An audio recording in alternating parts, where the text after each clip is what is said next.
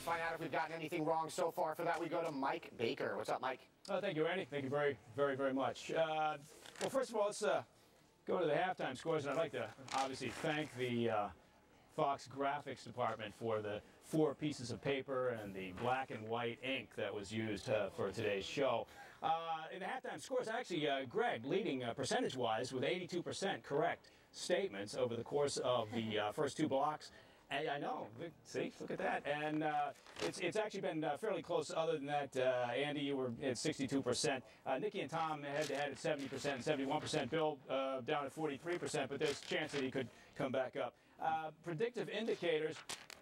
If anybody have been following the various Wall Street scandals, you'll know what predictive indicators are.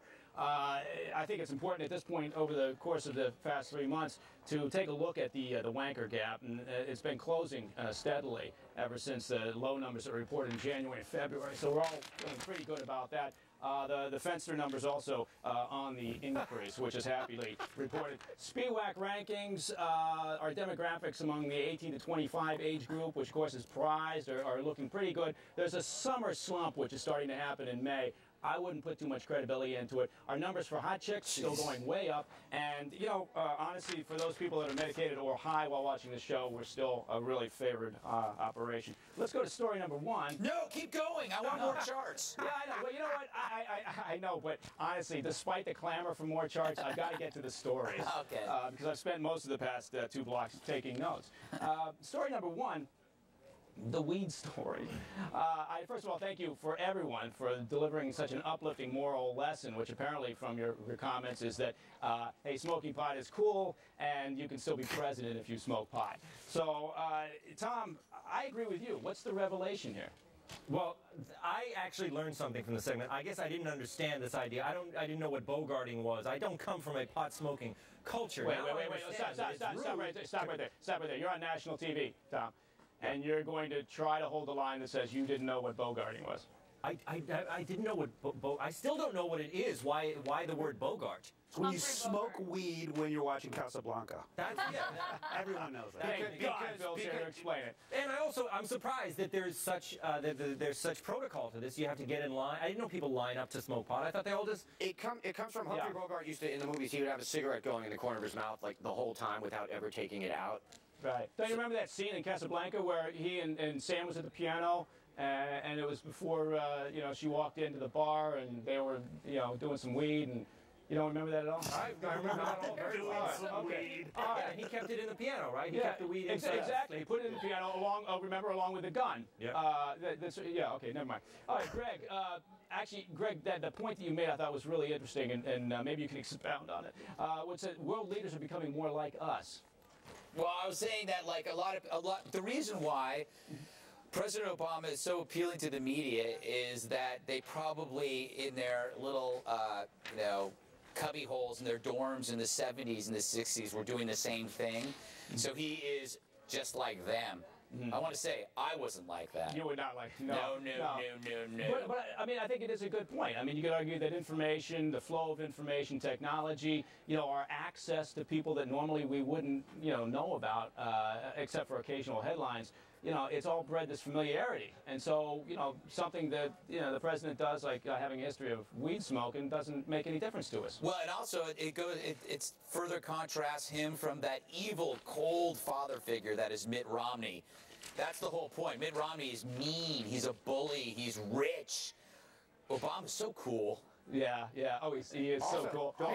Also, he's just an uptight square. Yeah, he's an uptight square. Don't worry, man. Just give me a pot. Yeah, of course. Everything's cool. Yeah, Romney's like your dad. You know, you're not going to go party with your dad, but you'd go party with your dad if he was like Obama. Yeah. He's your mom's new boyfriend. Yeah. No, he's not. My mom's 93.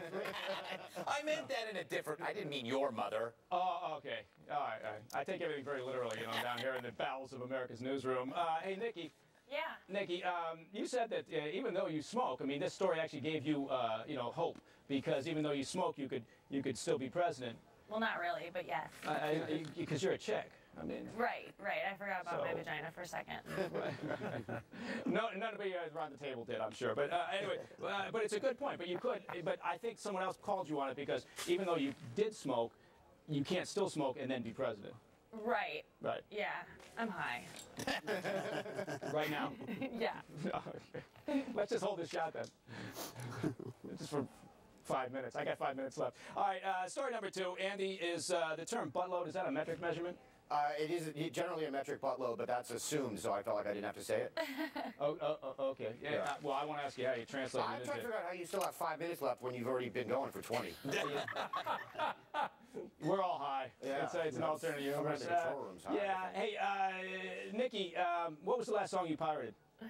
Oh, God. Probably Gaga. Something Okay. of hers. All right, that works. But you did use LimeWire. Yeah, I did use it. I'm ashamed to say. Okay. All right.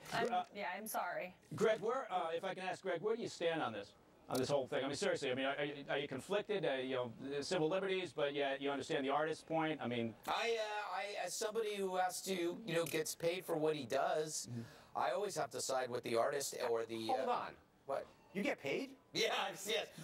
You are still an intern officially. What the hell? Yes. No, I think, what the thing is, everybody, you can't get anything free in life. And people are living under this idea that oh yeah, it's no big deal. I'm just taking a few songs. Well, if everybody takes a few songs, some kid, a roadie, loses a job. Right. That's how it works. It's a very good point when you start talking about counterfeiting, online piracy. I mean, I think the entertainment industry has a very difficult time making this point because everyone thinks, well, I'm ripping one song off. I mean, who cares? But what they don't understand is the cumulative effect, and also, legitimately, a lot of these sites are run by people, sitting in St. Petersburg or Moscow, that are doing a variety of other questionable and/or illegal activities. So, but it's tough for the entertainment industry, I think, to make their case. But also, by the way, you know what? He makes a good point, though. Why do we romanticize this kind of piracy, and we don't romanticize the other kind of piracy, i.e. real pirates? No, but Hollywood does it the other way around. Yeah.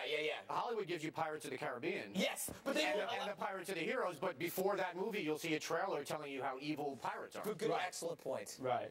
I think the actual pirates, with the exception of the Somali pirates, they dress better, and that gives them some freeway. Andy, you clearly are conflicted on this, I think.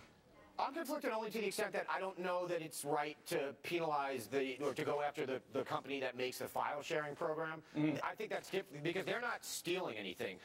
They're doing what's called, I'm now blanking on the word, is what the judges are using. Like they're facilitating. It's a different word, but it's like they're getting them for inducing. Right. That's the word they use, is inducing. But that's I hate to use this phrase, it's a slippery slope. I mean, they're not actually. But you did use the phrase. I know, but as long as I say I hate to do it, that makes it okay. That's how this works. Yeah, that's a good point. Hey, Tom, have you ever speed dated? Sped date? Only on slippery slopes. No, I'm not taking the bait. But I never did that kind of speed dating. I worked it. I went out and worked it the old-fashioned way. I approached the ladies in the bars and I said, "Hey, how do you do?" How did that work No for you? fatties. How did that work for you? I had a lot of conversations. Is that when you used to wear the fake arm cast? That was great. Got a lot of signatures. Hey, Bill. Hey, Bill. Yes. Bill. Pretend that you're speed dating. You just sat down, look in the camera, and deliver your best opening speed dating line. Did you hear it? I said it so fast, the human ear would not pick it up. That's the kind of amphetamines I'm on, Baker. Government issued. I have you to thank for that. Yeah, no, you're absolutely right. You're absolutely right. Well, listen, thank you very much. And by the way, Greg, if we impeach Obama, should we allow Joe Biden to stay and become president, or does he also go? I like to have him hang around because he's a barrel of laughs. He really is. He's an all-around great guy.